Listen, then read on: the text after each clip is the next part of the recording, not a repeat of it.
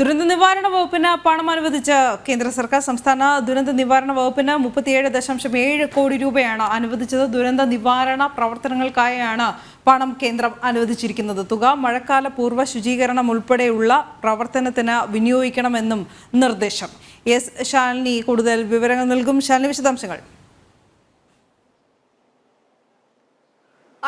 സംസ്ഥാനത്തെ പാടെ കേന്ദ്രം അവഗണിക്കുന്നുണ്ട് എന്നുള്ള ആരോപണങ്ങൾ സംസ്ഥാന സർക്കാർ ഉയർത്തുന്ന സാഹചര്യത്തിൽ കൂടിയാണ് ഇത്തരത്തിൽ ദുരന്ത നിവാരണ പ്രവർത്തനങ്ങൾക്കായി പണം അനുവദിച്ചുകൊണ്ടുള്ള കേന്ദ്ര സർക്കാരിന്റെ ഉത്തരവ് എന്നുള്ളതാണ് ഏറ്റവും പ്രധാനപ്പെട്ട കാര്യം. ഇതിൽ 46.20 കോടി രൂപയാണ് മൊത്തമായി വരുന്ന 2024 വർഷത്തിലെ ദുരന്ത നിവാരണ പ്രവർത്തനങ്ങൾക്ക് സംസ്ഥാനത്തിന് വേണ്ടി വിനിയോഗിക്കേണ്ടതായിട്ട് വിലയിരുത്തപ്പെടുന്നത്. അതിൽ 34.70 കോടി രൂപയാണ് ഇപ്പോൾ കേന്ദ്രം അനുവദിച്ചുകൊണ്ടുള്ള ഉത്തരവ് ഔദ്യോഗികമായി പുറത്തു വരുന്നത്.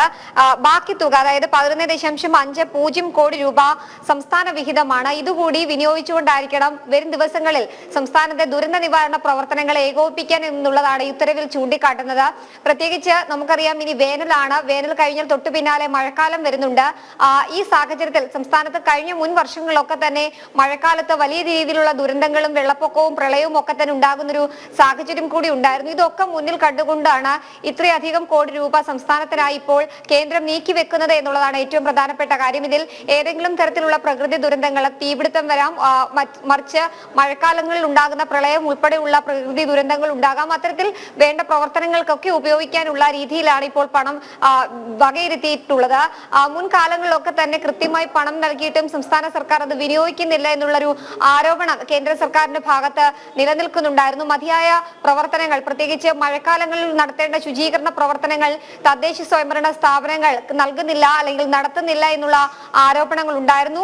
കഴിഞ്ഞ ദിവസങ്ങളിലൊക്കെ തന്നെ, കഴിഞ്ഞ മഴക്കാലങ്ങളിലൊക്കെ തന്നെ തലസ്ഥാന ജില്ലയിലടക്കം മഴക്കാലത്തുണ്ടായത് വലിയ രീതിയിലുള്ള നാശനഷ്ടങ്ങളും ഒപ്പം തന്നെ വീടുകളിൽ വെള്ളം കയറുന്നത് അടക്കമുള്ള പ്രശ്നങ്ങളായിരുന്നു. ഇതൊക്കെ മുന്നിൽ കണ്ടുകൊണ്ടാണ് ഇത്തരത്തിൽ കേന്ദ്രത്തിന്റെ ഒരു കരുതൽ എന്നോണം വേണം ഈ ഒരു നടപടിയെ കാണാൻ. ഏകദേശം 34 കോടിയിലധികം രൂപയാണ് സംസ്ഥാനത്തിന് ഇത്തരത്തിൽ ഈ ഒരു ദുരന്ത നിവാരണ പ്രവർത്തനങ്ങൾക്ക് വേണ്ടി മാത്രം വകയിരുത്തിയിട്ടുള്ളത്. ഇത് കൃത്യമായി വിനിയോഗിക്കണം എന്നുള്ളതും ഉത്തരവിൽ ചൂണ്ടിക്കാട്ടുന്നുണ്ട്.